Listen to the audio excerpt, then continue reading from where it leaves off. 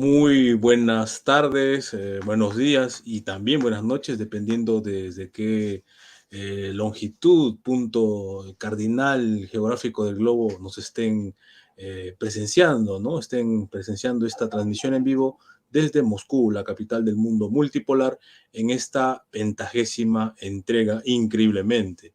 Desde ya pedimos disculpas por los lapsos de interrupción que ha habido frecuentemente en las transmisiones de estas ediciones en este ciclo magistral sobre geopolítica, fundamentos de geopolítica, en honor a la obra del profesor Alexander Dugin. Desde ya agradecemos su compromiso por estar con nosotros, por seguir cada día con nosotros y cada temporada.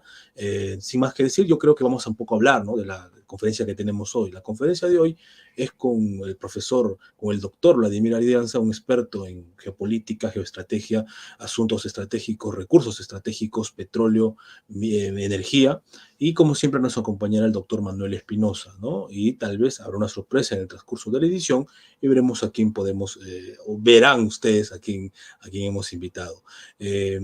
Antes de empezar, quisiera, por supuesto, mandar saludo a todos nuestros colaboradores, con especial mención de Asia TV, al director Marcelo Ramírez, su director, siempre colaborando con nosotros, a Ivonne Alves, que siempre nos abrieron las puertas para poder desarrollar esta clase de cursos, de conocimiento transmitir, ¿no?, a la comunidad hispanoparlante en el mundo, que lamentablemente no existen en nuestras universidades. Cada vez hay un poco de más interés por estos temas en lo mediático, a veces muy mal entendido, comprendido, expresado y manifestado, pero esta es la tarea de las universidades, de la academia, abordar estas problemáticas que afectan no solamente a los militares, sino, por supuesto, también afectan a lo que es la ciudadanía civil. Antes de empezar, quisiera, por supuesto, mandar saludos a nuestros amigos de Detrás de la Razón, al periodista, al reconocido y destacado periodista mexicano Roberto Lamadrid, que recientemente sufrió un atraco, ¿no?, por bandas criminales de México hace poco, y gracias a Dios él y su familia se encuentran bien. Desde ya, desde Proyecto Patria, desde el CREI de Nicaragua, desde Asia TV, nos solidarizamos con este gran periodista, luchador por la verdad y, bueno, un hermano de nuestra América. Roberto, un fuerte abrazo para ti. Bueno, tenemos ya pues al doctor Vladimir Adrianza en el estudio. Le damos la bienvenida. Está muy buenas tardes por allá al doctor Manuel Espinosa. Y antes de darle la palabra a cualquiera de los dos, vamos a brevemente a relatar el background del doctor Vladimir Adrianza. El doctor Vladimir Adrianza, a quien tenemos en pantalla, es analista político, geopolítico y geoeconómico. Doctor en Seguridad, Defensa y Desarrollo Integral por la UNEFA 2020, Magíster Centenarium en Relaciones Internacionales y ADEN 2014, licenciado en Administración, mención en Información Informática, UNESR 1993, ha sido profesor de pregrado en la UCAP y la UCB y de posgrado en la AIDPG, la AIDEN, la IESEN, la FEBP, CESPA, UNEFA y actualmente en UNEARTE, Centro Nacional de Estudios Históricos, UNEXA. Fue coordinador académico, ha participado en medios nacionales e internacionales, RT, Sputnik, Mundo, Span TV, CNN de Chile, BTV, RNB y Telesur, con más de 500 participaciones desde 2008, tratando temas relacionados con la geopolítica del petróleo, la energía, el medio ambiente, política latinoamericana durante 15 años. Y en esta oportunidad nos ofrece la cátedra, la conferencia número 50, Geopolítica de la Guerra Híbrida contra Venezuela, en un intento por dilucidar las estrategias de dominación del a un imperio, aunque decadente también, imperio norteamericano, unipolar, anglosajón y atlantista, que impacta, por supuesto, en su intento de aferrarse a una hegemonía cada vez más insostenible a nuestra región latinoamericana y con especial mención, por supuesto, en Sudamérica contra Venezuela, en Centroamérica contra Nicaragua y también, desde luego, contra Cuba. Los tres países que más han sufrido las sanciones por no alinearse, ¿no?, a esa hegemonía perversa, cuanto menos decir eso. Y bueno, vamos a dar la palabra, por supuesto, a nuestro compañero de toda la vida, el doctor Manuel Espinosa. Su audio, doctor. Perdón. Sí, muchas gracias, Carlos. por esa introducción. Realmente al inicio pensábamos hacer unas 16 charlas sobre geopolítica basado en el libro del maestro Alexander Dugin. Y esa era la realidad, ese fue el proyecto inicial. Pero luego, encontrando muchas capacidades, y no diría yo dispersas, sino que están ahí, y siempre han estado ahí, pues hemos logrado llegar a esta cifra de encuentros sobre geopolítica. Eh, Prácticamente es la número 50 hoy, y cada vez que hemos pretendido cerrar el curso, ¿verdad? Nos envía el maestro Udin, Enrique, una lista de nuevos colegas, Wilmer, el aporte de Wilmer es invaluable, hoy lo vamos a reconocer nuevamente, y es difícil cerrarlo, porque hay tanta información, la coyuntura internacional está tan volátil. Ya hemos visto ayer lo que aconteció, ¿verdad? Y me parece que la dinámica demanda este tipo de encuentros, de análisis, y sobre todo porque cada uno de nosotros, casi los 50 compañeros que hemos trabajado aportando en este curso, están en diferentes localidades, tienen diferentes especialidades, los niveles académicos y de conocimiento, erudición que ellos tienen es altísimo, ¿verdad? Esto es un curso de lujo, ha sido más que un curso, un encuentro de lujo, ¿verdad? Y el otro día me encontraba con unos amigos y me dice, entonces ustedes están creando su propio Baidal Club, ¿verdad? El Club Baldae. Y entonces, pero qué bueno, ¿verdad? Para nosotros hoy es un honor tener al doctor Vladimir Adrianza. El currículum que ha presentado Carlos, desde luego, es muy corto para tantos aportes que él a lo largo de su carrera profesional ha venido entregando. Nos toca primero agradecerle por salir al encuentro de nuestra invitación. Eh, Sin duda alguna, el tema que él va a tocar hoy día es de enorme importancia. Tiene una trascendencia total máxima, porque no todo el mundo todavía la comprende. Como bien decía Carlos, en los espacios académicos nuestros estamos en tabú, ya estamos en tabú. Eh, Hemos compartido en otras ocasiones este tema con Leonid Sabin en el curso que tenía Carlos con la Universidad de Cajamarca, recuerdo, en el curso que tuvimos con eh, el CREI sobre geopolítica y el papel de Rusia en este mundo cambiante. Y ahora pues tenemos a otro enorme especialista en este tema, el doctor Vladimir Adrianza, y que esperamos no sea la primera vez, ¿verdad? Desde ya estamos arrancando un nuevo encuentro, y sin mayor preámbulo, nuevamente te agradezco, Vladimir, y bienvenido, este, y éxito en tu charla de hoy. Así es, doctor Manuel Espinosa. Claro, antes de darle la palabra a nuestro invitado, el doctor Vladimir Adianza, quisiera hacer algún hincapié respecto a lo que menciona. Existe el Club Aldae, que por supuesto aquí en Rusia, donde estoy en estos momentos, se hace habitualmente todos los años, pero como dice, hay que hacer lo propio. Y eso no está muy lejos de la realidad. No olvidemos que la actual, la última, bueno, la primera, de hecho, conferencia multipolar se inicia en las redes, se hace de manera virtual y luego se hace de manera, vamos a decir, material, ¿no? Entonces, hemos hecho un curso de geopolítica con la Universidad Nacional de Cajamarca, primer curso en la historia universitaria del Perú, de esa naturaleza, que no han hecho ni siquiera las Fuerzas Armadas. Ahora estamos con este otro curso inédito, que es con el CREI, con HTV, con Proyecto Patria del Perú también. Y bueno, entonces estamos sembrando el camino para en su momento hacer, no sé si decir exactamente un equivalente al Club Alday, pero no estamos muy lejos de la realidad. Bueno, doctor Vladimir Adrianza, le damos la palabra. Bueno, primero que todo, yo estoy muy agradecido de esta oportunidad que ustedes me brindan para compartir con todo el público que esté a bien escuchar este encuentro por estos medios, un tema tan sensible como es el tema de la guerra híbrida en tiempos contemporáneos. Se ha dicho, y no el canciller Lavrov ha usado el término de la guerra híbrida justamente para caracterizar todo lo que son los ataques que ha recibido la Federación Rusa en estos tiempos.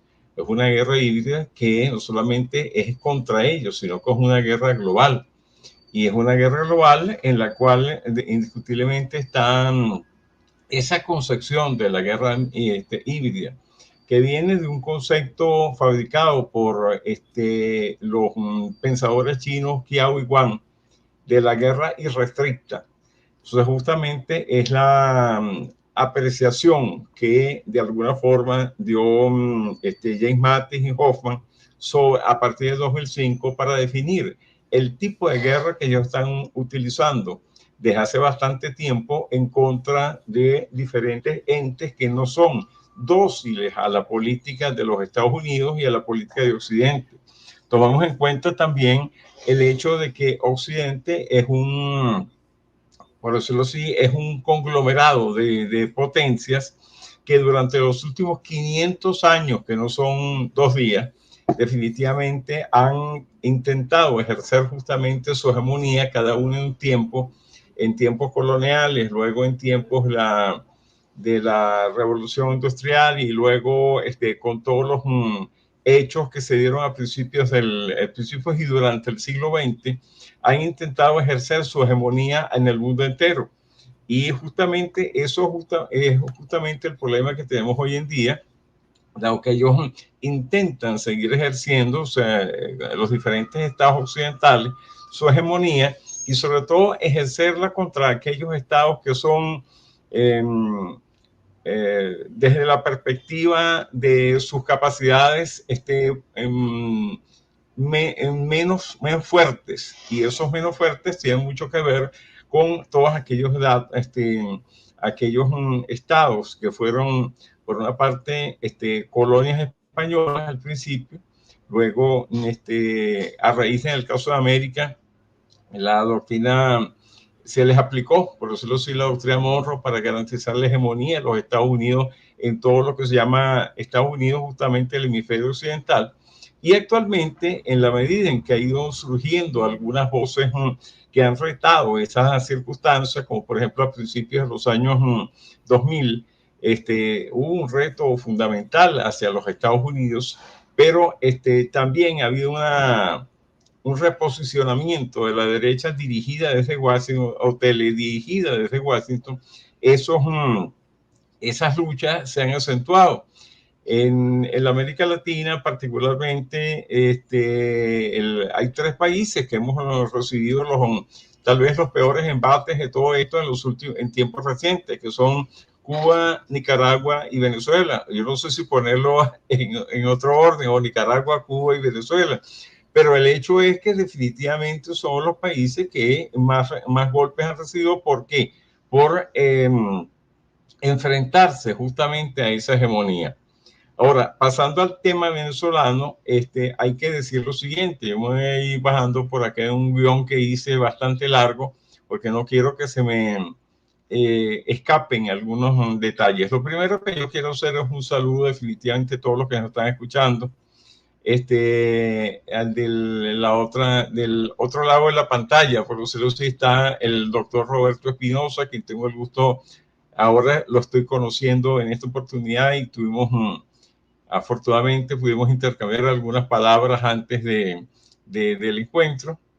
A ti, Carlos, que indiscutiblemente tu trabajo es fundamental en todo esto para poder llevar adelante estos trabajos. Y la recomendación de mi amigo Wilmer de Pablos. Wilmer de Pablos es un internacionalista un hombre de larga trayectoria y totalmente consustanciado con esto de construir un mundo multicéntrico y pluripolar. Hay otros saludos que yo quisiera emitir también, porque creo que es justo y necesario. Bueno, uno, más que un saludo, es establecer expresar, perdón, mis condolencias al pueblo ruso, el pueblo y gobierno de la Federación Rusa, por el atentado tan atroz que recibieron hace unas semanas en el Crocus City Hall. Definitivamente es algo que no tiene, que uno no le consigue explicación, pero definitivamente el marco terrorista que usa, por ejemplo, hoy en día la Ucrania de Zelensky, dirigida prácticamente por Occidente, definitivamente cae en ese tipo de barbaridades, y entonces uno no puede hacer otra cosa en estos momentos que manifestar su condena a ese tipo de actos y, por supuesto, manifestar la solidaridad con todos aquellos que perdieron familiares, amigos y con todo el pueblo ruso en general. Y al otro que yo no tengo el gusto de conocerlo, me gustaría conocerlo algún día. Le he leído lo que he podido, porque es que no es que tenemos acceso a toda su obra escrita. Es el filósofo Alexander Dugin, un filósofo de los nuevos tiempos en la Rusia contemporánea, que también, por supuesto, no solamente saludarlo a él, sino condenar el vil asesinato de su hija, definitivamente Daria Dugina.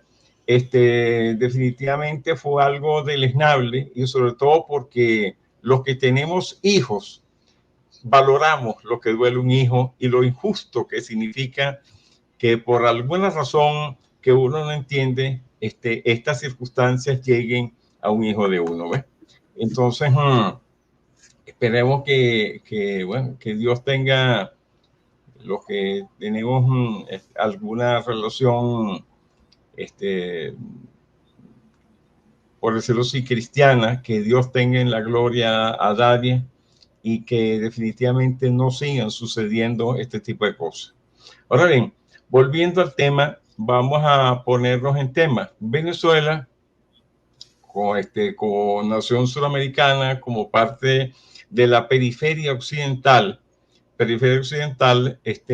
para no irnos 500 años atrás, vamos a irnos solamente algunos elementos del siglo XX, y vamos a decir que al inicio del siglo XX Venezuela era un país sumamente pobre, extremadamente pobre, sumamente endeudado gracias a las clases dominantes de aquí que originalmente hicieron todo lo posible por endeudar al país y que fueron artífices justamente de un evento que en 1902 se da en estos lados del mundo, que es la presencia de tres naciones, que es el Reino Unido, Inglaterra y Alemania, perdón, Reino Unido, Alemania e Italia. Italia es justamente para, en teoría, cobrarse las deudas, y ese cobro de las deudas estaba realmente relacionado con la intención de repartirse el país. Por supuesto, los Estados Unidos intervienen porque uno de los objetivos de ellos eran ver justamente qué tan firme era la postura de la doctrina Monroe por parte de los Estados Unidos, y eso conlleva más adelante a la presencia de los Estados Unidos en Venezuela, que junto con el Reino Unido prácticamente se reparten en el país en concesiones petroleras, teniendo el apoyo en aquel entonces de un dictador en Venezuela que duró 27 años, sostenido por los Estados Unidos, que se llamó Juan Vicente Gómez. O sea, a partir de ahí hay la presencia justamente de la explotación petrolera en Venezuela, la cual se convierte en un punto sumamente importante para los Estados Unidos desde el punto de vista del suministro de un material estratégico que tanto en aspectos de paz como en aspectos de guerra es fundamental, en este caso en el crecimiento de esa potencia y su devenir histórico, sobre todo en el siglo XX, que en este caso es el petróleo. Venezuela es convertida prácticamente en una factoría petrolera, es un país que definitivamente es controlado desde los Estados Unidos.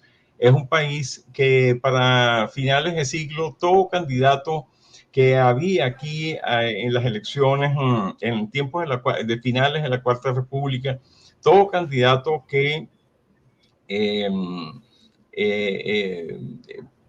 quería transitar el camino de las elecciones, necesitaba ir a Washington y recibir el blessing de los Estados Unidos, o sea, la bendición de la dirigencia de quien dirigiera el Departamento de Estado, y así, de esa manera, con esa bendición, poder lanzarse a la presidencia aquí en el país. Nada de eso era una simple coincidencia, sino que era parte justamente de una política de dominación en el cual se rumoreó durante muchos años que Venezuela iba a ser, y Venezuela era en la práctica el Estado 51 de la Unión Americana, hecho que en 2020, en el libro que publicó John Bolton, hizo énfasis justamente, él refiere que Donald Trump dijo, bueno, ¿y qué pasó con Venezuela? Que iba a ser el Estado 51 de la Unión, ¿qué pasó con aquello? Pero el hecho es que los Estados Unidos, todos sabemos que la Segunda Guerra Mundial en buena parte se libró, sobre todo en tanto el Pacífico como el Atlántico, con el flujo de petróleo que producía Venezuela a partir de transnacionales estadounidenses e inglesas, particularmente todo lo que fue el Standard Oil de New Jersey, que era parte del grupo Rockefeller, 5 de las 7 hermanas del entonces que controlaban el mundo petrolero están presentes justamente aquí en Venezuela, y eso justamente es lo que llevó a convertirnos en una suerte de factoría petrolera, por una parte, y por otra parte, una neocolonia de los Estados Unidos.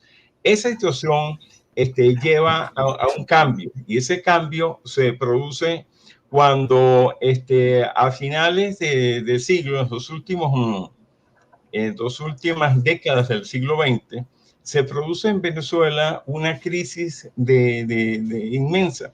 Esa crisis inmensa es producto de dos cosas. Primero, en el grado de desatención que tenían grandes masas de la población, en el cual, por cierto, en el material que te envié, aunque se nos va a escapar el tiempo ahora, existe una gráfica, un análisis de una organización llamada Fundacredesa.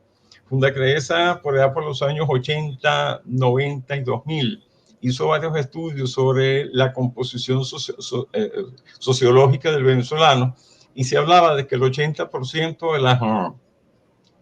de la población de Venezuela vivía en condiciones de pobreza, contrastando con un 20% y mucho menos de un 20% realmente, que era las clases dominantes, totalmente subordinadas al interés de los Estados Unidos aquí en el país.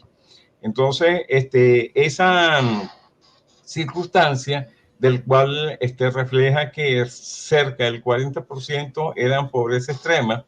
Había gente, gente pobre que para poder alimentar a sus hijos se le alimentaban con perrarina, con alimentos para perros. Y entonces, y los teteros eran teteros de harina, definitivamente de agua con harina, una situación bastante difícil aquí en el país. Eso produjo justamente un levantamiento popular sin líderes de ningún tipo, que fue el 27 de febrero del año 89, en el que el pueblo salió a la calle y de paso fue masacrado totalmente por instrucciones de la clase militar de ese entonces. Y esa masacre produjo un cisma dentro de las Fuerzas Armadas Nacionales, del cual salen justamente los alzados en las intentonas militares del año 1992, en el cual de ahí es conocido justamente el lanzamiento del presidente comandante, quien fue presidente y entonces comandante, Hugo Chávez.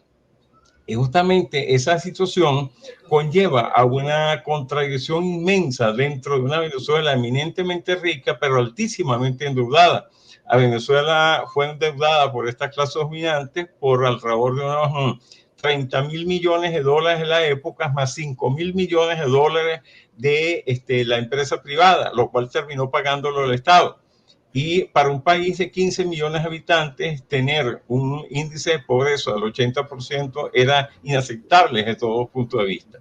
Las intentonas militares de oficiales de lo que se llamaba el Comacate, o sea, todos los comandantes mayores, capitanes y tenientes, y entonces no del alto estamento militar, dieron origen a toda una serie de identificaciones entre el pueblo llano y esa clase militar, esa parte de la milicia nacional, que pese al golpe que reciben, al fracaso militar de las intentonas, se convierte en un triunfo político, y eso nos lleva a una Venezuela, nos lleva en paralelo a una Venezuela que por un lado prácticamente entregaba todas, en el marco del neoliberalismo para el pago de la deuda, entregaba prácticamente las empresas que había logrado acopiar por una parte, pero por otra parte tenía un pueblo sumamente golpeado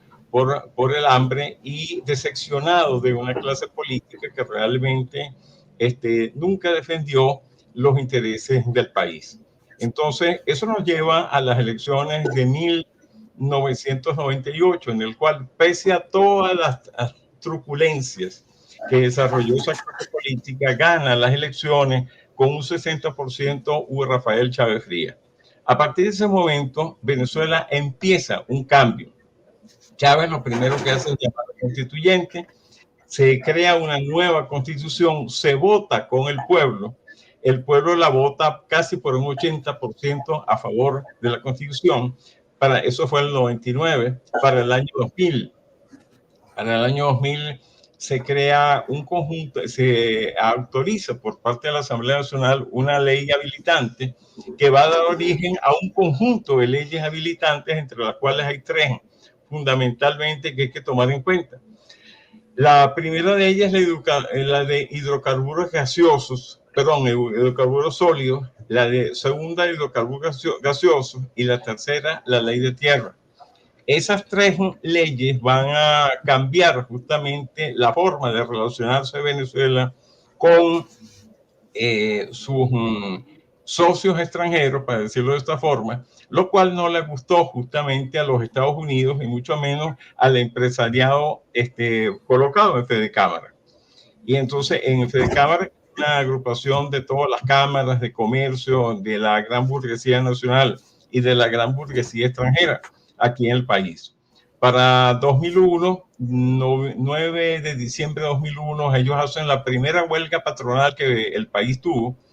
Para el 11 de abril de 2002 produce un golpe de Estado, que es el primer golpe de Estado mediático de la historia del mundo. Un golpe que no se hizo por el alzamiento militar o por la coacción militar, sino que se hizo a través de los medios de comunicación y justamente engañando partes de los sectores del pueblo, sobre todo sectores de una clase media totalmente alienada. Y eso, justo produjo, estos días estamos conmemorando sus hechos, hace 22 años produjo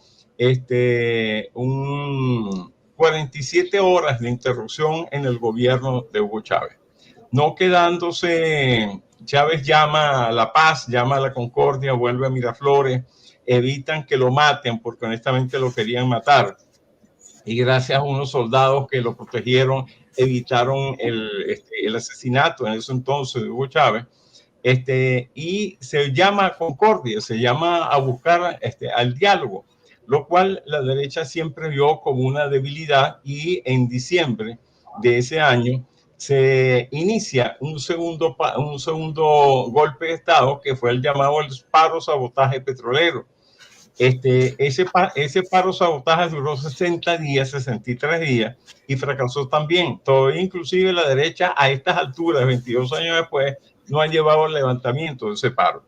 Pero el hecho es de que todo esto nos indica de que esos levantamientos con esos factores internos controlados por los Estados Unidos, justamente denotan la importancia que para los Estados Unidos tenía la Venezuela del entonces, la cual era prácticamente su neocolonia. Y es a partir de Hugo Chávez cuando cambia todo ese panorama, donde empezamos a ver 3 etapas, porque esto, si no se nos va el tiempo en mucho más extensión, 3 etapas en la historia, en los últimos 25 años de la historia nacional, que la primera es la etapa de los golpes de Estado. Primero el golpe de Estado mediático, el levantamiento de fe de cámaras, el golpe de Estado mediático del 2002 y luego el sabotaje petrolero 2002-2003. Esto lleva justamente, Chávez logra que plantear un esquema electoral en función de la nueva constitución para que buscar por la vía de un referéndum que él, si la derecha gana, él sale del poder, si la derecha pierde, acepta lo que la voluntad popular decía. Bueno, y Chávez logra ese referéndum, ganar el referéndum con 60% de la votación que participó en esa cuestión, lo cual a la derecha no le gustó mucho, pero tuvo que aceptarlo.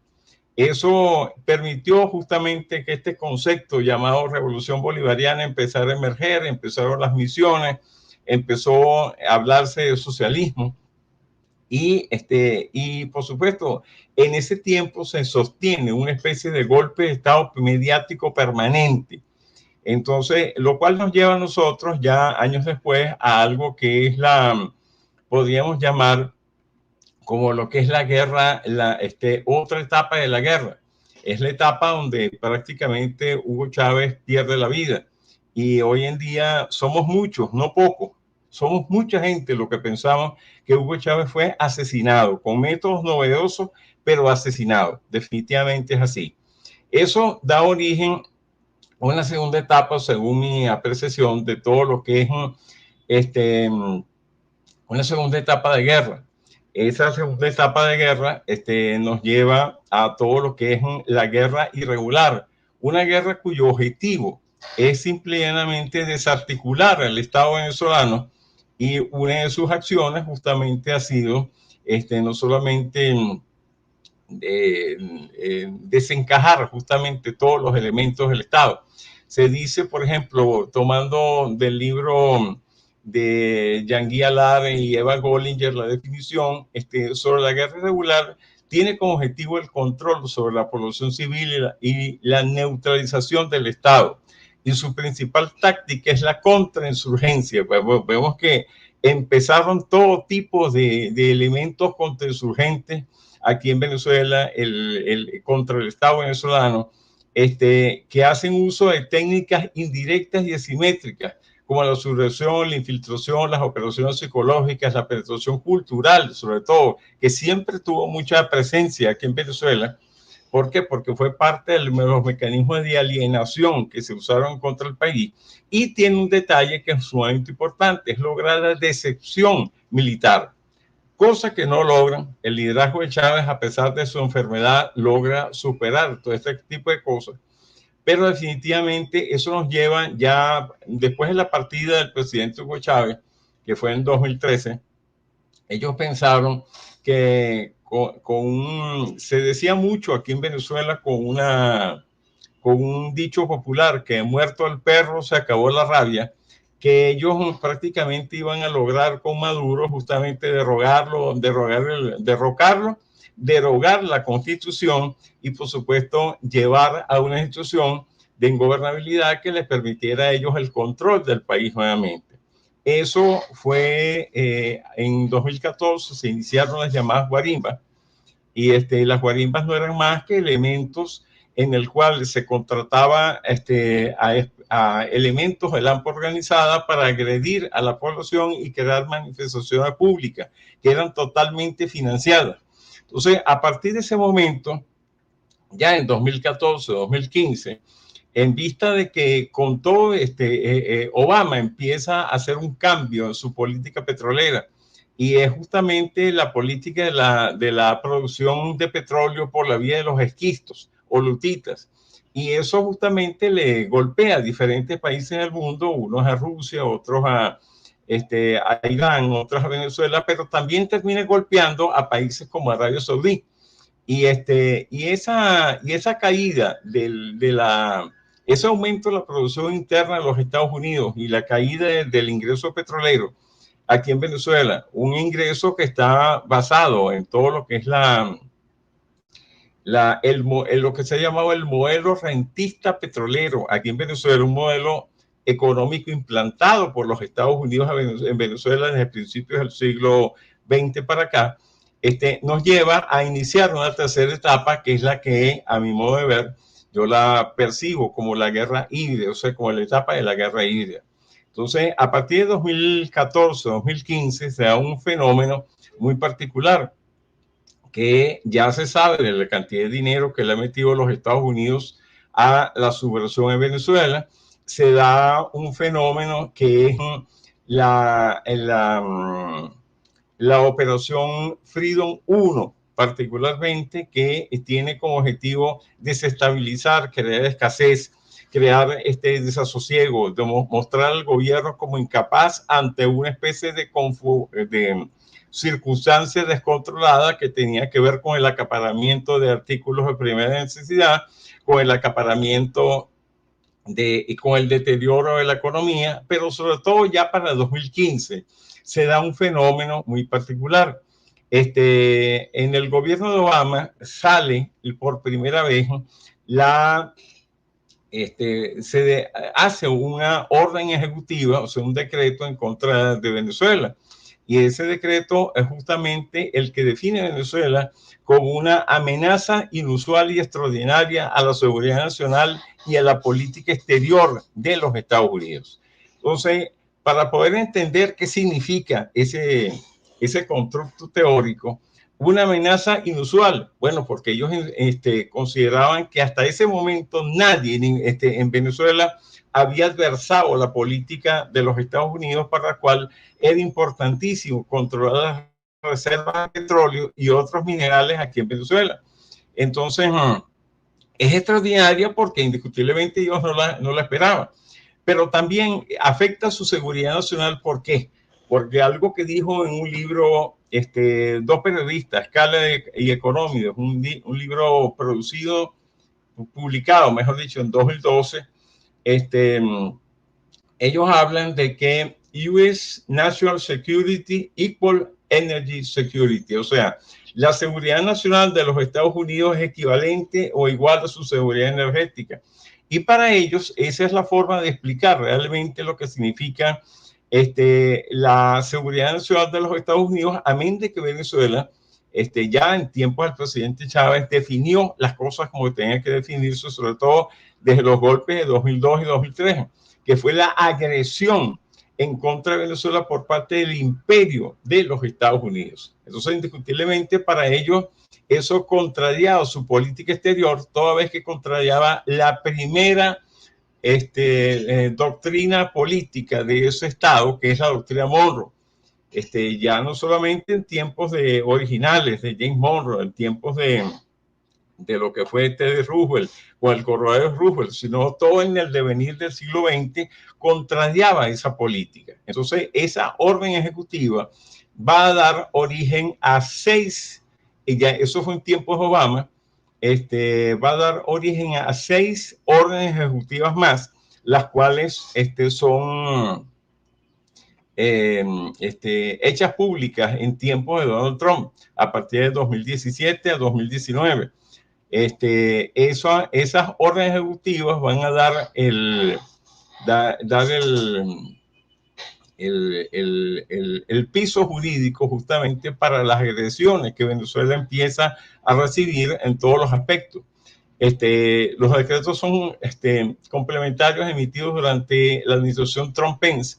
Bloquearon el funcionamiento de la industria petrolera nacional, impusieron sanciones contra figuras relevantes del Estado venezolano, incluyendo el presidente de la República y personalidades importantes de los principales poderes del Estado, poniendo precio a la cabeza de esas personas. Hoy en día todavía Nicolás Maduro el presidente de la Asamblea Nacional, el ministro de la Defensa y un conjunto de personas tienen precio a su cabeza hoy en día.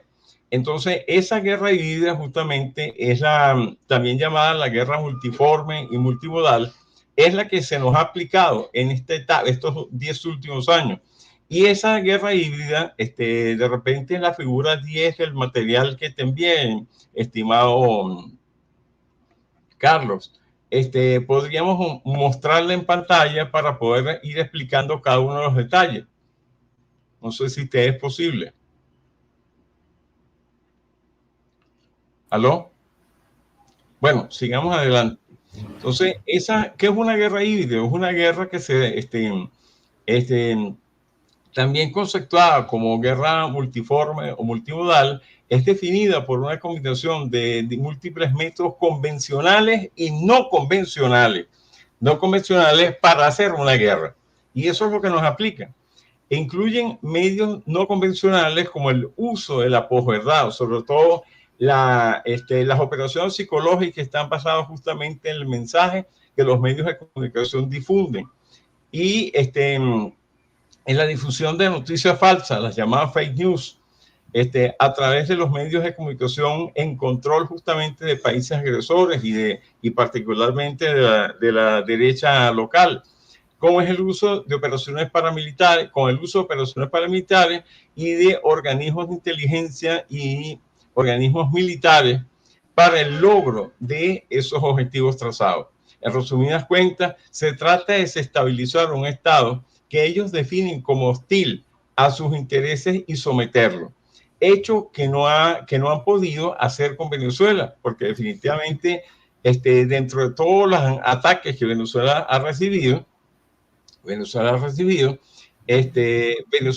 no, con todos los daños que nos han causado, con todos los muertos que esto ha producido, hay una información internacional que dice que hace ya varios años que en Venezuela se habían causado 40,000 y más bajas a raíz del tema de la guerra económica, el cual apenas es una arista dentro de la guerra híbrida. Definitivamente, en tiempos actuales se ha producido una migración inmensa, sobre todo sectores en edad laboral de la población, puesto que por el golpe que ha representado para la economía nacional justamente todo ese tipo de acciones que siguen bloqueando Venezuela, acciones que siguen golpeándonos en todos los aspectos. La caída del ingreso petrolero, que en el año sería el 2012, estaba en el orden de los 96,000 millones de dólares. Hoy en día no llega a 10,000 millones de dólares.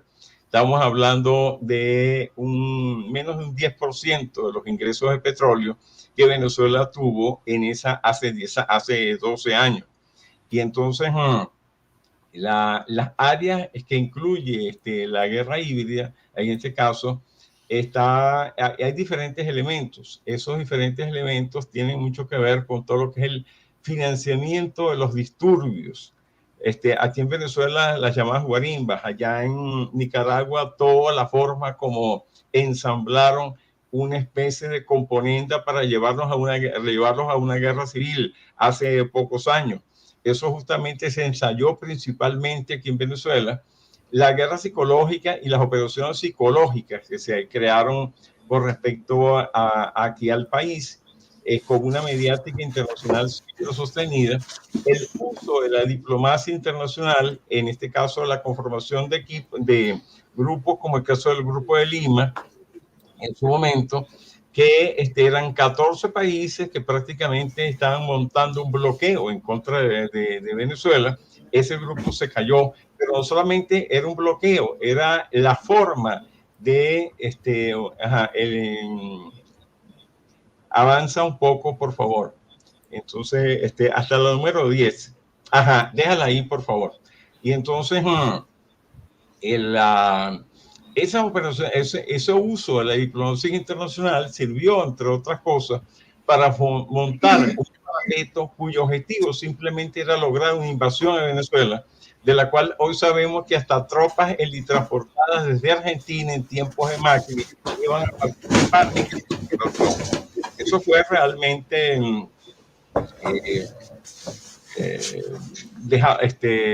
derrotado por la acción tanto del pueblo como la Fuerza Armada a nivel nacional, pero forma parte de esta guerra híbrida. Continuamos la parte de la guerra tecnológica o la ciberguerra. Indiscutiblemente eso fue otra parte que en Venezuela le produjeron 2 apagones de más de 7 días en la central del Guri, que es el principal sitio de generación eléctrica del país, y todo esto tuvo que ver justamente con operaciones de ciberguerra. También hubo operaciones como las que se dieron en 2020 de intentar invadir, no solamente el golpe de Estado, el golpe de Estado llamado irónicamente el golpe de los cambures, porque por ahí llamaron insurrección, estuvo Juan Guaidó y estuvo Leopoldo López, y apareció un racimo de cambures mal puesto por ahí, entonces la gente le dio el nombre la revolución de los cambures, y realmente, pero que 3 días después prácticamente se intentó la invasión del país por parte de un grupo de paramilitares entrenados en Colombia. Y eso grupo que fue totalmente desmantelado, totalmente derrotado. Previo a eso, en 2018, habían intentado matar al presidente Nicolás Maduro Moros a través de un dron con explosivos, el cual no cumplió su cometido, afortunadamente, porque hubiera raspado el alto mando político-militar de todo el país en plena Avenida Bolívar de Caracas. Entonces, todos esos elementos de fuerzas irregulares, fuerzas especiales y fuerzas regulares, porque aquí también tuvimos el patrullaje en el borde de los 12 millas náuticas de naves de guerra de los Estados Unidos en tiempo de Donald Trump, formó parte de todos los elementos que tienen que ver con la guerra híbrida. Si nosotros vemos justamente el diamante que tenemos puesto ahí, vemos la definición de la guerra híbrida como un conjunto de técnicas convencionales y no convencionales para hacer la guerra. Estas incluyen todo lo que es la diplomacia, la ciberguerra, la guerra económica. Eso es parte de lo que no hemos hablado ahorita en este momento. A Venezuela se le ha aplicado una cantidad de operaciones económicas de índole económico, en la cual llevaron a producir una inflación inmensa en los años 2019, 20 y 21, una hiperinflación, la cual destrozó nuestra moneda, llevó a sacar como paramilitares colombianos grandes cantidades del papel moneda nacional y a golpear nuestra economía, o sea, golpear lo que podía darse de la economía, pero también trajo un beneficio, que es que esa Venezuela que todo lo importaba a raíz del ingreso petrolero se vio en la obligación de producir por lo menos alimentos, y esos alimentos justamente son los que hoy en día copan la mayoría de los centros de distribución de alimentos y de producción de alimentos a nivel local. Es mucho lo que falta todavía, pero definitivamente eso ayudó y ha ayudado a que el venezolano dependa menos del exterior, esa dependencia extrema sembrada en los tiempos del petróleo, justamente para poder producir aquí en Venezuela todo lo que demandamos desde el punto de vista de alimentos. Entonces, no solamente fue la hiperinflación, el bloqueo de las exportaciones. En el marco de la guerra económica, haciendo un pequeño resumen, porque el tema es sumamente largo. El año pasado, tratando este tema en un seminario que di, me tardé 16 horas académicas en 4 oportunidades, más preguntas y respuestas. Y entonces, pero el caso de la guerra económica ha sido el objeto, dio origen a esa hiperinflación, al bloqueo de nuestras exportaciones petroleras e importaciones de todo tipo. hay que decirlo así, al bloqueo de insumos técnicos para la industria petrolera, que es fundamental, porque Venezuela no produce muchas de esas tecnologías y había que importarlas y eso fue justamente cortado. Un ataque constante contra la moneda y el poder adquisitivo de la misma. El impacto en los salarios, la escasez inducida, que por ahí empezó realmente todo este proceso, el acaparamiento de todo tipo de productos justamente para evitar su difusión y particularmente todo lo que tiene que ver con alimentos, medicinas y artículos de primera necesidad. Esos fueron los elementos resultantes de todo lo que fue la parte de la guerra económica. Aquí en el diamante podemos ver que tenemos todo lo que fue las operaciones psicológicas, la guerra propagandista, el financiamiento de las llamadas guarimbas, que no es otra cosa que pagarle a grupos de... hay una palabra que se usa mucho aquí en Venezuela, que es un grupo de malandros, para que justamente crearan desórdenes en la ciudad y utilizar, como ya lo dijimos, a fuerzas irregulares, como el caso de los paramilitares colombianos o de la empresa Silver Corp por parte de los Estados Unidos. Segundo, de las fuerzas regulares, propiamente tal, de los Estados Unidos, las que patrullaron nuestras costas y ordenaron esa cuestión, y de todo lo que son las fuerzas especiales que terminaron entrenando a esos paramilitares para que le hicieran ese golpe a Venezuela. Si ponemos la siguiente, por favor,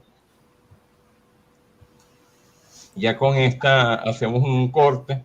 Estamos hablando de que esa fuerza, esos elementos, a esos elementos de la guerra híbrida hay que sumarle todo lo que fue el golpe a las inversiones civiles en el territorio nacional, una guerra proxy, o sea, cómo se hace la guerra a través de otros países hacia nosotros, y eso prácticamente nos aplicaron en esos tiempos. La alienación juvenil, indiscutiblemente en Venezuela supuestamente no hay esperanza, los jóvenes no tienen oportunidades, y eso es parte de lo que a través de las redes sociales le metieron a muchos muchachos para producir hoy en día las migraciones que vemos en los medios con respecto a la selva, los que atraviesan la selva del Darién para llegar a México y luego a los Estados Unidos. La pérdida de valores nacionales en todos los sentidos, la despolitización de la gente, las migraciones inducidas, que ya nos hemos referido a ellas varias veces, y en el caso de Argentina, afortunadamente no en Venezuela, pero sí en Argentina y otras partes, el lawfare, el concepto de lawfare, que se lo aplicaron a Brasil con Lula, y se lo aplicaron en Argentina a Cristina Fernández, justamente para evitar justamente que cualquiera de los dos se postularan a esa, tuvieran que ver con una opción presidencial. Afortunadamente Lula logró demostrar su inocencia. Cristina casi le cuesta la vida un intento de asesinato hace un par de años allá en Argentina, plena de cara a todo el mundo. Pero todo eso forma parte del contexto de la guerra híbrida, la cual, por supuesto, estamos haciendo un inmenso resumen para poder tratarlo en una hora del programa, la cual ya se acerca, a su término, pero definitivamente forma parte en el caso de Venezuela, de todos los elementos que nos han aplicado aquí en el país, para justamente volver a convertir a Venezuela en un país que, bajo la égida de los Estados Unidos, que sigue teniendo el inmenso interés de controlar no solamente nuestros recursos naturales, sino de tener un gobierno que se los permita, que le permita justamente prevalecer esos intereses en todos los aspectos. Entonces, Como veremos, el tema de la guerra híbrida tiene un capítulo especial aquí en Venezuela, como también hay que analizar el tema de la guerra híbrida en Rusia. En la guerra híbrida, a Rusia le han aplicado una guerra híbrida en todos los aspectos. Y eso, si lo vemos en el cuadro anterior, en el diamante anterior, por favor, Carlos, y entonces vemos que eso, entonces esa guerra híbrida, si nosotros podemos analizar esas 8 peloticas en términos de lo que es Rusia, también podemos buscar elementos sustanciales para poder relacionar cada uno de esos elementos, cada uno de esos conceptos con los elementos fácticos que le han aplicado justamente a la Federación Rusa en estos tiempos. Entonces, ese es el punto medular de toda esta cuestión. Venezuela sigue siendo objeto de una guerra híbrida, de una guerra multidimensional, difusa, con el objetivo simplemente de golpear. Habría que sumarle otras cosas más, como por ejemplo es el soborno, que ha sido práctica de las transnacionales desde que uno conoce su funcionamiento, hace de un siglo y pico atrás, definitivamente en materia de lo que es la utilización del soborno como mecanismos de lograr ellos sus formas de control de los países objetivos, de los recursos objetivos, pero eso es un tema sumamente más largo al cual yo no me voy a referir en estos momentos. No sé si vaya algún conjunto de preguntas. Con mucho gusto yo estoy aquí para hacer lo posible por contestar en las mismas.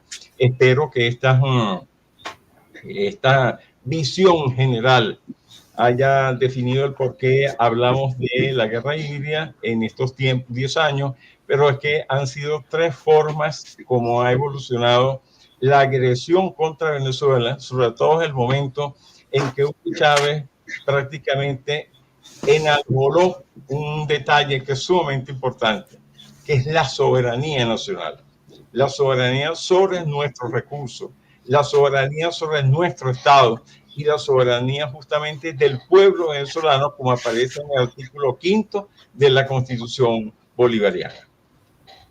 Gracias por escucharme y estoy totalmente abierto a cualquier tipo de pregunta. Muchas gracias, doctor Vladimir Adrianza, por esta senda exposición.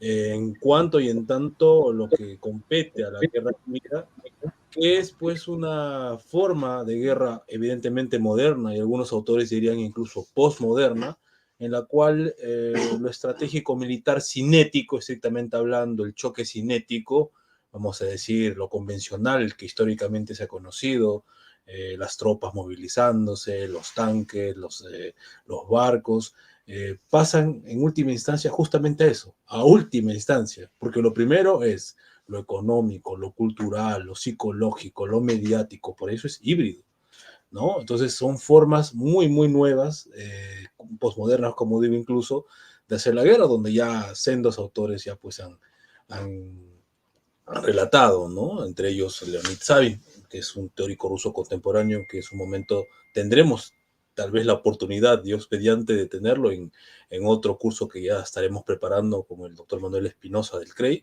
Y bueno, entonces el doctor Adrianza aquí ha hecho de manera sucinta, concreta, porque como es un tema tan amplio, o sea, hacerlo, tengan ustedes la comprensión del caso, en 1 hora y un pico, o sea, es una misión casi imposible. Sin embargo, en cuanto a lo general, ha dado pues estocadas fundamentales, ha hecho un bosquejo de lo que es la guerra híbrida, que me parece es una buena introducción al tema, ¿no? O sea, el resto de autores, marco teórico se puede agregar, pero lo esencial, a mi criterio, está ya pues plasmada en esta conferencia. Y en lo práctico, obviamente, si para nuestra región, en este caso Venezuela, concretamente, Nicaragua, Cuba, ¿no? Los 3 países más afectados por la guerra híbrida de la hegemonía unipolar atlantista angloamericana, ellos son los que más han vivido. Sin embargo, yo me atrevería a decir que todos nuestros países en mayor o menor medida hemos visto. Yo soy peruano, o sea, y veo evidentemente que el Perú es un país subordinado, ¿no? A los dictámenes del orden internacional basado en reglas, y etcétera, etcétera, ¿no? La señora Richardson estuvo recientemente por ahí, o sea, no hubo ningún problema en recibirla. No olvidemos que es una señora que prácticamente dice que los recursos que tenemos sí son bonitos, son lindos, todo, pero son nuestros, o sea, ¿dónde estamos, no? Entonces, todos hemos vivido y estamos viviendo. Lo particular de este tipo de guerras es que no se terminan nunca, es total y permanente. Mientras la guerra cinética convencional tiene un tiempo de partida y un termo de culmine, la guerra híbrida no convencional está permanentemente, a todo nivel, y no descansa en ningún momento. Es total y permanente. En ese sentido, podríamos también, como bien hizo el doctor, en cuanto al tema de Rusia, por ejemplo, que nos encontramos acá. Rusia es un país permanentemente asediado en todo término, en cada uno de los elementos que marcó el doctor en su diamante de la guerra híbrida. O sea, ¿no? Solamente que es un país que tiene capacidades que no tenemos los países latinoamericanos, y por supuesto se toma muy en serio estas cuestiones, ¿no? Es un aparato militar de defensa altamente sofisticado a todo nivel, el tema de la guerra híbrida, la guerra electrónica, cibernética, maestros en estas áreas, en estas disciplinas de la defensa, y bueno, es otra historia, ¿no? Es otra historia. Bueno, hay preguntas, por supuesto, de nuestro público del Perú y también de Nicaragua, pero antes de pasemos a darle la palabra al doctor Manuel Espinosa. Adelante, doctor Manuel Espinosa. Sí, primeramente felicito al doctor por su magnífica exposición. Creo que es informativa, es aclaratoria sobre los mecanismos contemporáneos, modernos de ataque que ha venido implementando el imperialismo norteamericano contra Venezuela. Y sobre todo, me parece que es bastante útil lo que ha compartido en cuanto a cómo ha influido en la inmigración venezolana, porque nosotros también somos parte de ese corredor, ¿verdad? Y vemos esa ola migratoria que está desinformada, que prácticamente están buscando un sueño americano en un país que está en declive completamente, ¿verdad?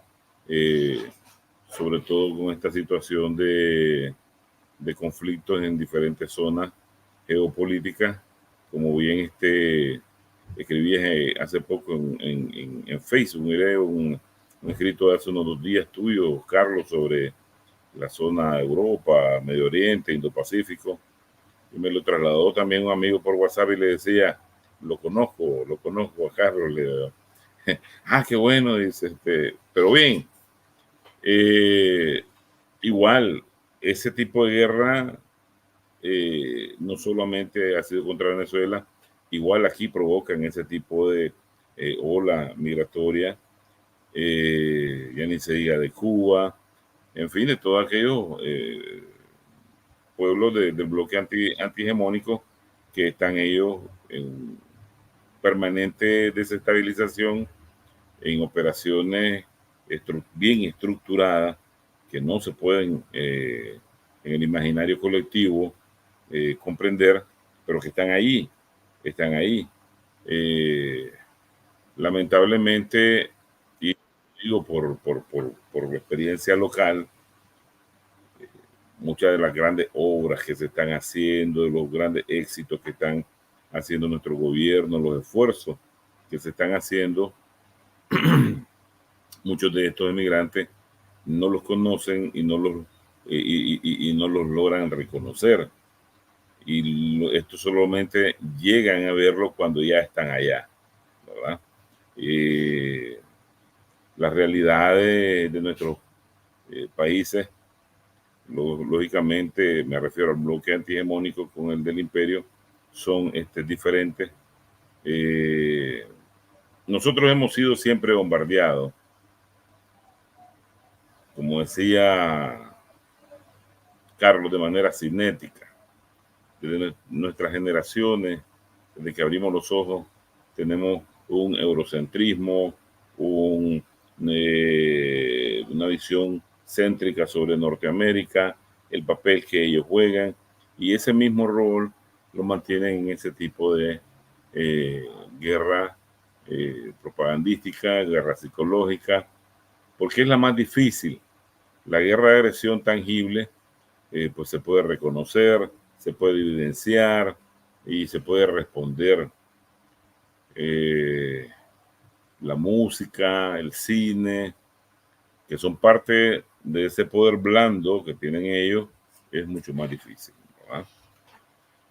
Entonces me parece que es un tema que urge del dominio público. Necesitamos nosotros, aún con todos los esfuerzos que se hacen mediáticos, comunicativos, generar mayores mecanismos que respondan a ese ataque constante, porque sus recursos son enormes, los recursos profesionales que ellos emplean en todo este tipo de andamiaje de guerra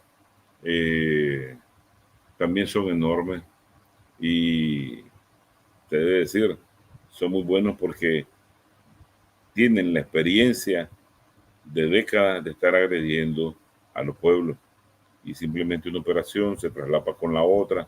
Son acciones, ¿verdad?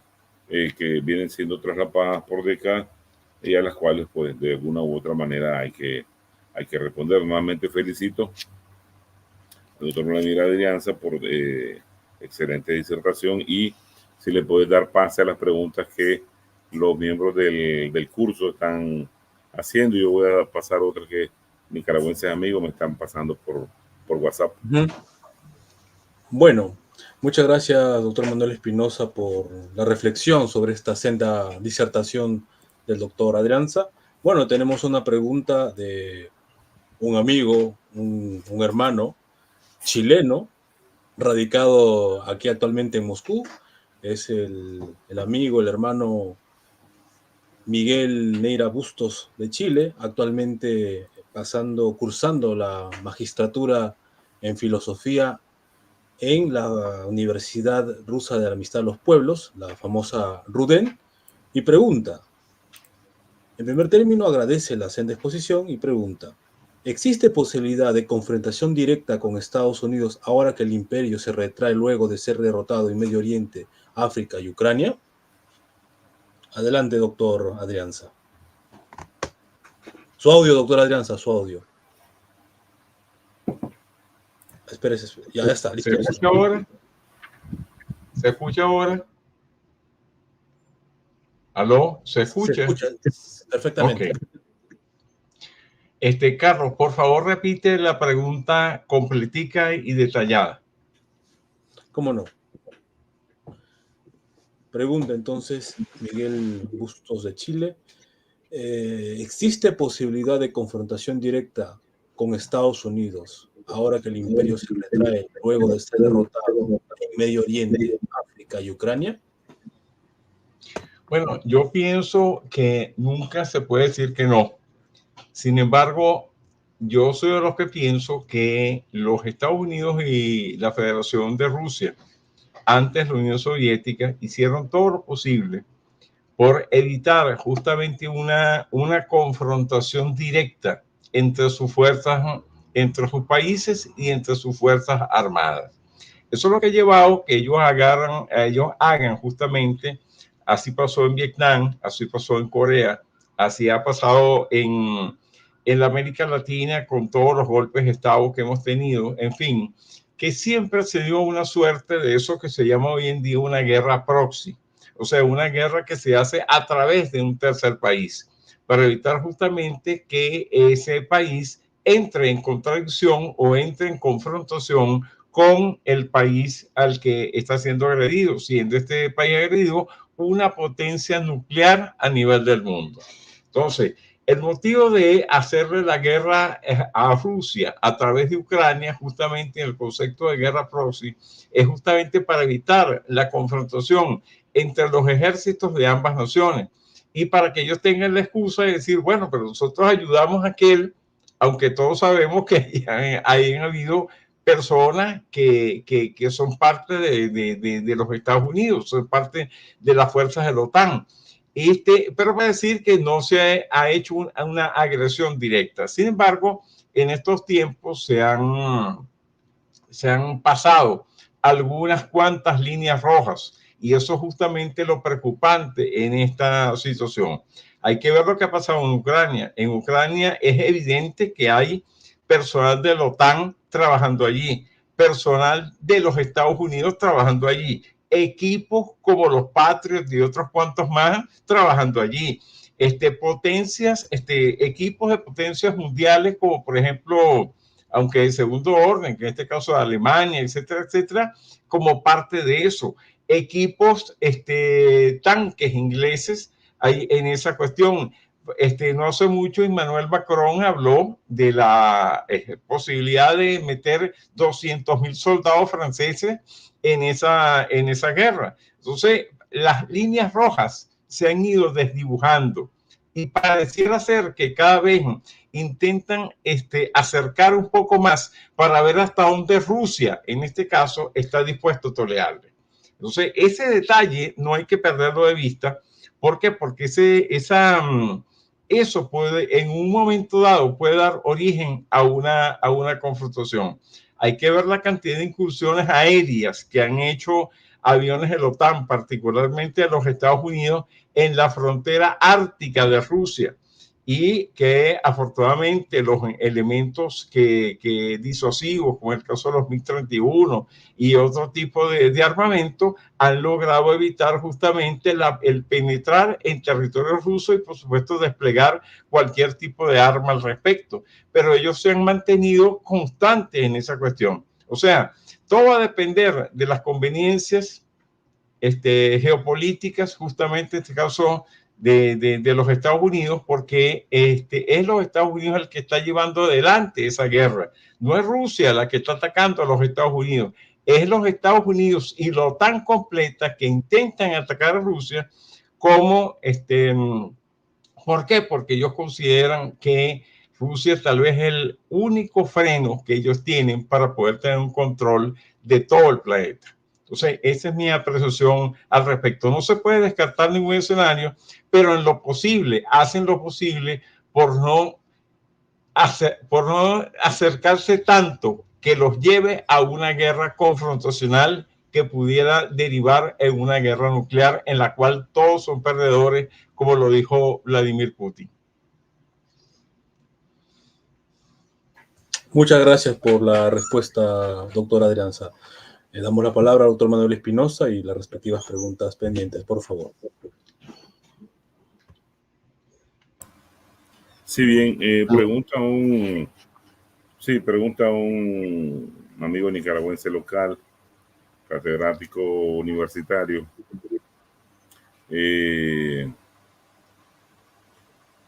especialista en Derecho. ¿Qué posibilidades tienen nuestros países que son o que están bajo ataque permanente de disminuir el accionar y los resultados de ese tipo de guerra híbrida, sobre todo en el campo de la información? Bueno, has tocado, estimado doctor Espinosa, un tema maravilloso, que es qué podemos hacer. Ahora, una de mis líneas de investigación está en todo lo que es la dependencia estructural de los diferentes países que formamos parte de la periferia occidental. Entonces, yo lo que creo es que el punto focal es compartir experiencias. O sea, compartir que en Nicaragua se sepa lo que ha pasado en Venezuela y que en Venezuela se sepa lo que ha pasado en Nicaragua. Que en Venezuela se sepa lo que ha pasado en Cuba y viceversa. Y asimismo, y con cualquier combinación que podamos hacer.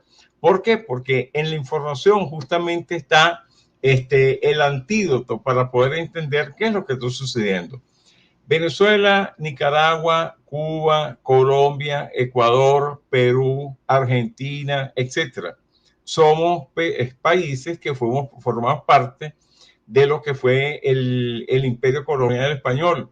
Y ese imperio colonial español, a raíz de que no cundiera el imperio, el planteamiento de Simón Bolívar, que fue justamente unir un conjunto de naciones que eran antes españolas, indiscutiblemente ha producido esta debilidad estructural de cada uno de estos dos países. Cuando digo estructural me refiero no solamente a lo económico, que es a lo económico, a lo tecnológico, sino a lo cultural específicamente. ¿Por qué? Porque hay un detalle que a mí me llama mucho la atención, que es que no conocemos adecuadamente nuestra historia.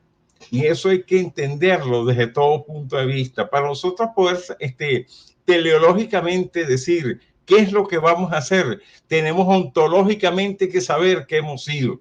Entonces, eso es indiscutible y eso es parte de las cosas que hay que fomentar. Y a mí me encanta justamente, Carlos, doctor Espinosa, a mí me encanta estos intercambios porque esto justamente es parte de los mecanismos que sirven para romper justamente esa visión corta que es la que nos han querido sembrar encima y que es importante conocerla desde la perspectiva del conocimiento profundo de nuestra historia compartida, no la historia individual de cada país, sino la historia compartida, el hecho de que somos periferia de lo que fue el Imperio Español, periferia que intentó tomar los Estados Unidos. Bueno, Nicaragua tiene una larga historia de cuando en el siglo XIX se apareció un personaje que prácticamente quería mandar allá en Nicaragua en todos los aspectos, ni que hablar con el caso Somoza, pero es que el caso Somoza no es otra cosa que es la versión nicaragüense de un conjunto de elementos que se han tenido en América Latina y que de alguna forma, tanto en el Caribe insular como en el continente per se. Entonces, la única forma de dar la respuesta a aquello es conociendo nuestra historia y nuestra historia común.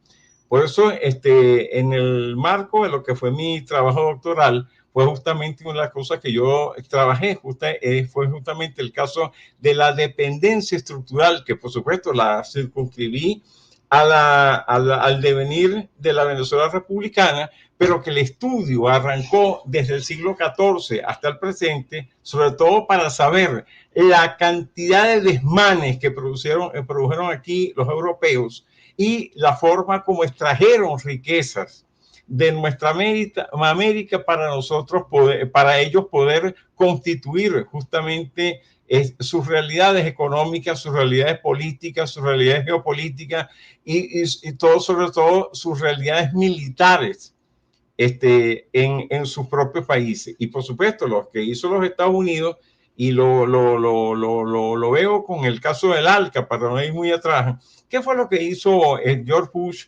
en 2005 cuando entre Kirchner, Lula, Tabaré y Hugo Chávez le tumbaron el ALCA?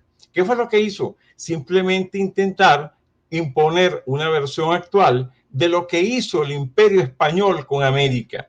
El Imperio Español con América, simplemente, además de aniquilar a los sectores indígenas y de esclavizar, justamente traer esclavizados del África, ¿qué fue lo que hizo? Hacer que cada país colonial, o sea, cada área colonial, comerciara sola y exclusivamente con la metrópoli de turno. Y de ahí que nosotros, que somos suramericanos que más o menos hablamos el mismo idioma, porque cada quien tiene sus acepciones, definitivamente no comerciamos entre nosotros mismos hoy en día. Eso es parte justamente de la contradicción que existe y que tiene que ser superada. Venezuela, Perú, Nicaragua, Cuba, Colombia, y parece de contar, necesitamos buscar a crear lo que se planteó en la CELAC y lo que se planteó en UNASUR, que es buscar unirse en la diversidad, donde cada quien tiene una fortaleza, pero donde debidamente tenemos que intercambiar entre nosotros mismos, apoyarnos entre nosotros mismos, conocer nuestra historia común entre nosotros mismos, saber, por ejemplo, de pe a pa, el libro de Eduardo Galeano, de las venas abiertas de América Latina, que es fundamental, que es transversal para todos los pueblos de nuestra América. Entonces, indiscutiblemente eso es parte de las cosas que debemos hacer y es parte de lo que debemos trabajar en lo sucesivo para lograr ese intercambio, que cualquier cosa que tengamos, que podamos contribuir con eso, bueno, magnífico, se pone sobre el tapete, pero a la vez vamos construyendo una historia común, que es la historia que tenemos que construir. No sé si con esto responde la pregunta. Por supuesto, doctor Espinosa. Sí, yo considero que es muy valiosa la ruta que ha escogido el doctor Vladimir Adrianza en función de colocar a la historia como un elemento contundente, una trinchera contundente para hacerle frente a este tipo de guerra. Nosotros, por ejemplo, para compartir un tanto con nuestro colega, el doctor Vladimir Adrianza, desde el CREI, en nuestra línea de reproducción, en nuestro canal de YouTube, que se llama Puntos Suspensivos CREI. Puntos suspensivos porque la noticia nunca termina, el análisis nunca termina, nos acostamos y en lo que estamos durmiendo otra cosa aparece por otra latitud. Un canal o sea, una lista de reproducción solo dedicada a la guerra de los años 80 en Nicaragua, porque parece mentira y de una u otra manera, por X o Y motivaciones, se descuidó esa narrativa de lucha libertaria, no estaba en las redes de manera organizada, los protagonistas, muchos se han ido a otro plano de vida, otros todavía están con nosotros, y entonces estamos tratando de dejar un legado de historia combativa de nuestro pueblo, no solo a nuestras futuras generaciones de aquí a no sé cuántas décadas, sino para compartirlas con el resto de pueblos hermanos de la región, para que entiendan pues que cuando el imperio te va a atacar, a los pueblos solo les queda el unirse y defender con todo lo posible, ¿verdad? Esos proyectos populares que permanentemente están chispeando, producto de la voluntad de emancipación, los deseos de liberación de nuestro pueblo. Entonces, la historia es correcto, hay que hacerlo un instrumento contundente de respuesta a este tipo de guerra permanente. Gracias, doctor.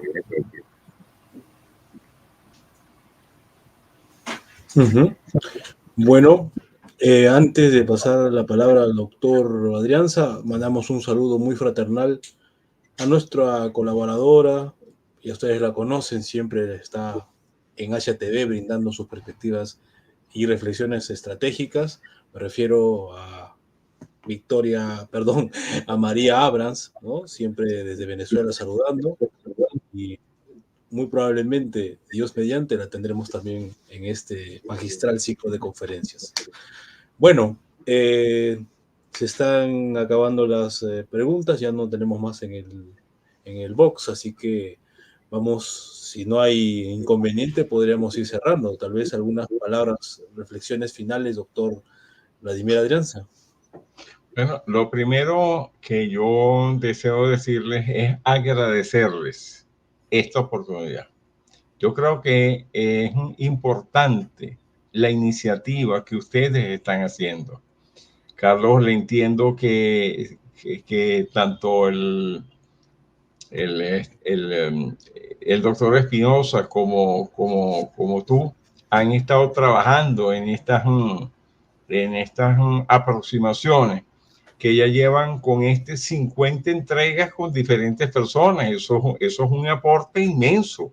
Definitivamente es un aporte inmenso. Yo que no me hubiera enterado si no hubiera sido por Wilmer de estas cosas, definitivamente no hago más que aplaudir, realmente aplaudir la iniciativa maravillosa de ustedes en estos canales. Yo, empezado porque nunca había utilizado este canal específico de streaming.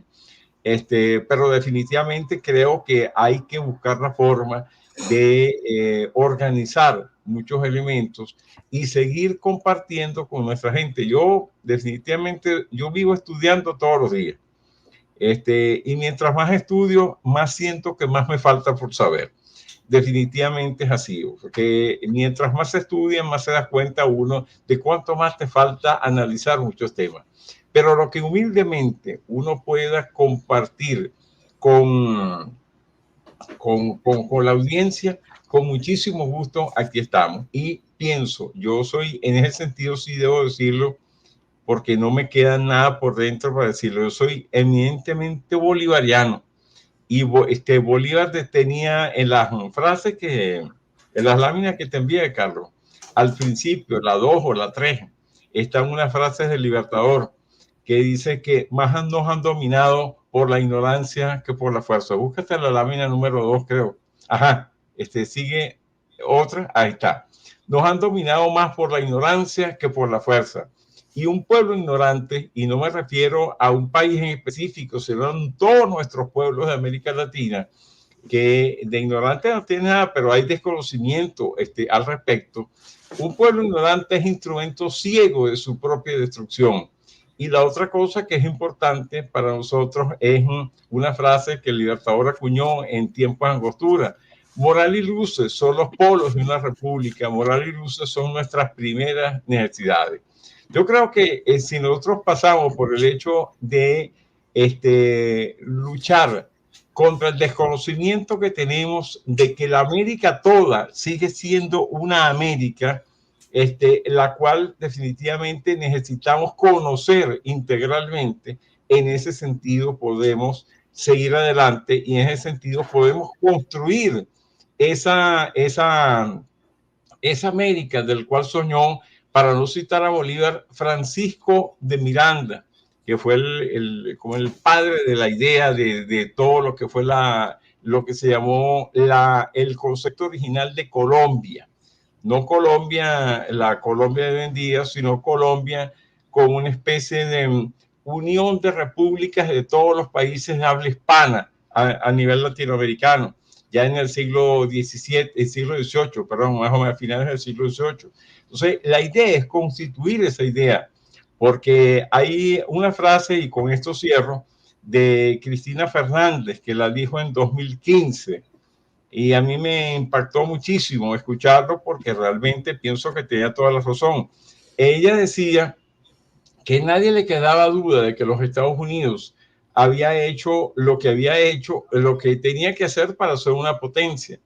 Pero desafortunadamente nosotros, todos los suramericanos, y hay que meterlo ahí en la reflexión, todos los suramericanos siempre habíamos estado, y yo no me meto solamente a todos los pueblos, porque yo creo que el problema ha sido de las oligarquías, siempre han estado pendientes de los datos que le dijeran del norte o que le dijeran de Europa, en vez de crear nuestras propias realidades. Y eso lo vemos hoy en día. Tenemos unas oligarquías que están muy asociadas justamente al interés europeo de los Estados Unidos, mientras que nuestros pueblos siguen pensando en la necesidad de la unión, empezando porque casi todos nuestros pueblos se han combinado en lo humano. Yo, por ejemplo, hay que ver en tiempos de Chile, ya que una persona de Chile estuvo haciendo una pregunta. En los años 60, 70, 80 concretamente, hay que ver la cantidad de ciudadanos chilenos que venían aquí a Venezuela. ¿Y por qué? Huyendo de la dictadura de Pinochet. Aquí nadie le sacó el cuerpo, todo lo contrario. Venezuela más bien ha sido un país abierto en ese tipo de cosas.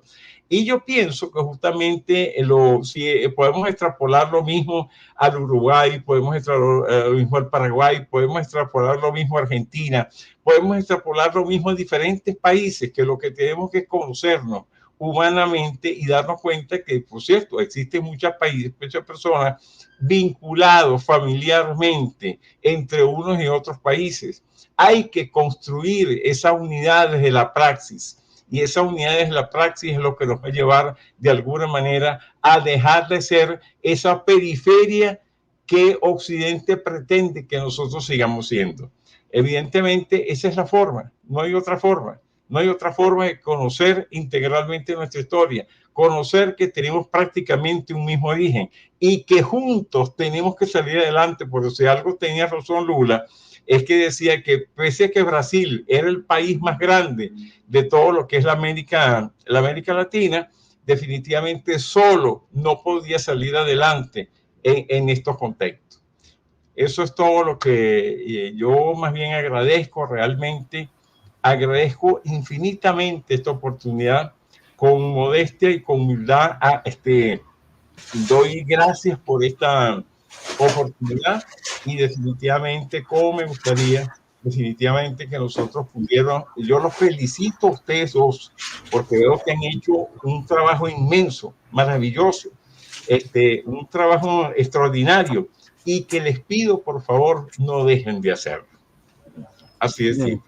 Muchas gracias. Con modestia, con humildad se los pido, porque honestamente creo que ahora es cuando falta que hay que hacer. Mucho que hay que hacer. Muchas gracias.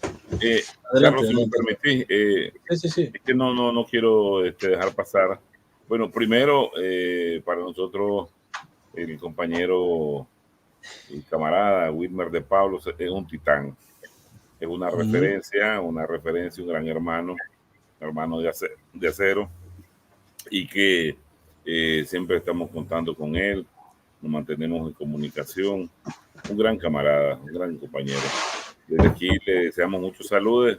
Creo que iba a estar con nosotros. Ahora lo habíamos invitado, pero bueno, él es nuestro, él está aquí siempre permanente, apoyando al CREI. Tengo una pregunta, estimado doctor. Me escribe un exalumno, ya hoy colega. Rápido, leo, estimado maestro, felicitaciones, ¿verdad?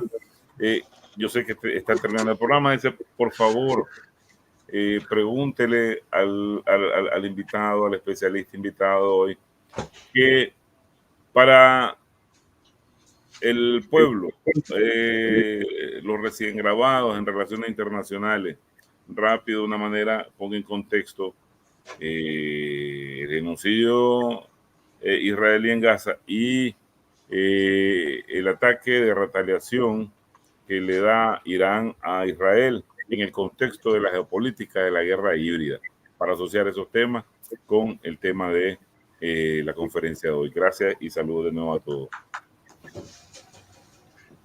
Bueno, lo que hay que decir es lo siguiente. En el Medio Oriente es uno de los sitios donde se está viendo el declive de la política occidental.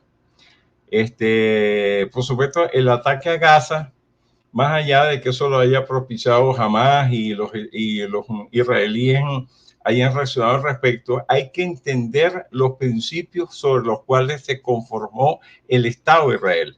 Y cuando nosotros hablamos de eso, no estamos hablando del 47 en las Naciones Unidas. Estamos hablando de tiempos mucho más atrás, cuando empezaron a formarse en los siglos XIX en Europa aquellas nacionalidades que daban origen a países con esas nacionalidades.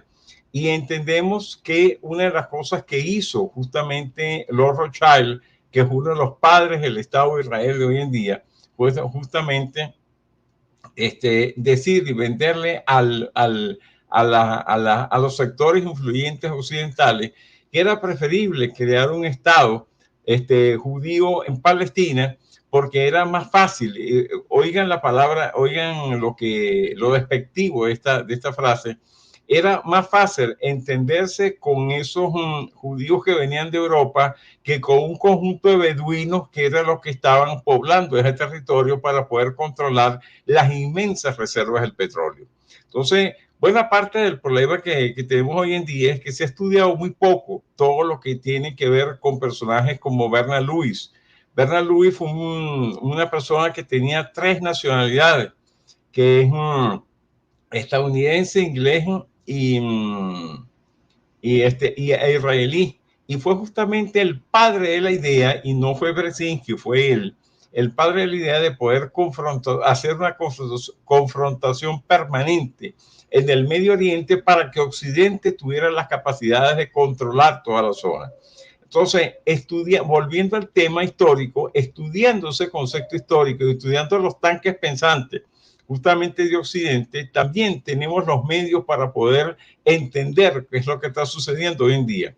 Hoy en día había un cambio sustancial. Si nosotros nos vamos unos 50 años atrás, no veníamos una República Islámica de Irán con capacidad para retar a Israel, que prácticamente tenía coaccionado a todo el mundo del Medio Oriente, sobre todo el que se hizo del control de cabezas nucleares.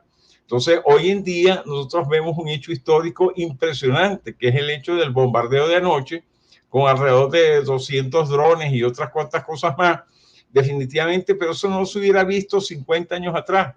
Y no se hubiera visto, ¿por qué? Porque indiscutiblemente el avasallamiento del Estado de Israel, apoyado en ese momento por los Estados Unidos, por Francia y por Inglaterra, o por el Reino Unido, indiscutiblemente ha callado cualquier cosa. Las confrontaciones que se hicieron en los años 60 tuvieron totalmente apoyadas por los Estados Unidos y tuvieron apoyadas por el Reino Unido y todo lo demás. ¿Para qué? Para garantizar tener un gendarme necesario en el Medio Oriente que respondiera a sus propios intereses y que respondiera al capitalismo global del cual ellos forman parte.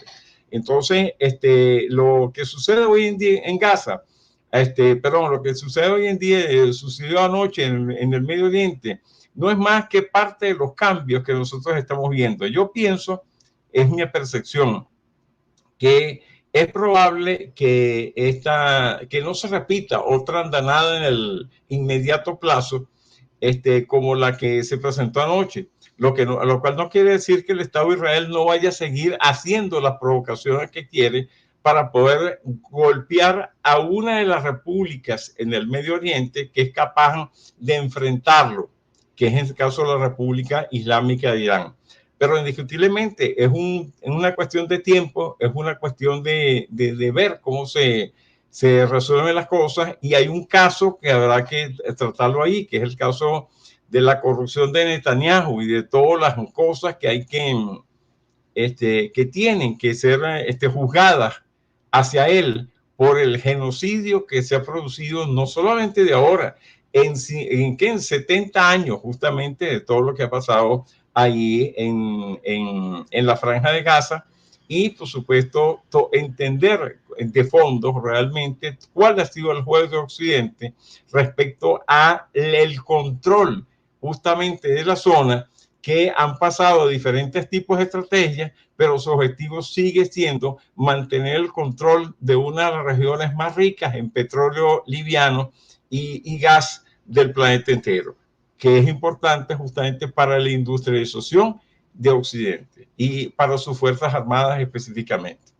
El tema es muy largo, da para cualquier cantidad de variantes, pero bueno, con este modesto aporte espero que pueda responder la pregunta. Muy bien. Muchas gracias. Muchas gracias, doctor Adrianza. Ya son prácticamente 1 hora con 40 minutos y como ustedes ya saben, no es nuestra intención aprovecharnos de la buena voluntad, la buena disposición de nuestros invitados, nuestros expertos convocados. En nombre de todo el equipo del Proyecto Patria de Perú, del Centro Regional de Estudios Internacionales de Nicaragua y de HTV de Argentina, y por supuesto todo el grupo humano de estudiantes, de inscritos al curso magistral inédito en honor al libro Fundamentos de Geopolítica del profesor Alexander Dugin, le hago llegar la más profunda agradecimiento, estimado doctor Adrianza. Espero que esto, por supuesto, sea el inicio de próximas colaboraciones, mutuas colaboraciones, en aras de la difusión de esta disciplina tan desconocida como al mismo tiempo tan necesaria para el esclarecimiento adecuado, pleno, integral de los grandes cambios por los que atraviesa el mundo del siglo XX, signado por el declive de Occidente, por el declive de 500 siglos de dominio occidental en general y 200 años de dominio anglosajón en particular, hacia el mundo multipolar del siglo XXI. Esta ha sido, amigos, una edición más de su curso magistral Fundamentos de Geopolítica y ya tendrán, aún no se acaba, así que tranquilos, ya aporta sí, pero aún no. Muchas gracias a todos ustedes y a todos los que nos han acompañado. Doctora Adrianza, un abrazo. Un abrazo para ustedes dos y para una persona que a cada rato veo aquí en los mensajes, que se llama María Abrams.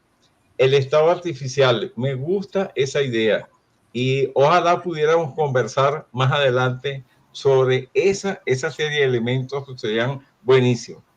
A ustedes dos, muchas gracias. A los que nos escucharon, muchísimas gracias por dejarme entrar en sus hogares. Que Dios los bendiga. Gracias, igual, bendiciones. Que viva la patria grande. Que viva, que viva. Saludos. Muy bien. Hasta la próxima. Saludos cordiales. Ok, igual, Carlos. Chao.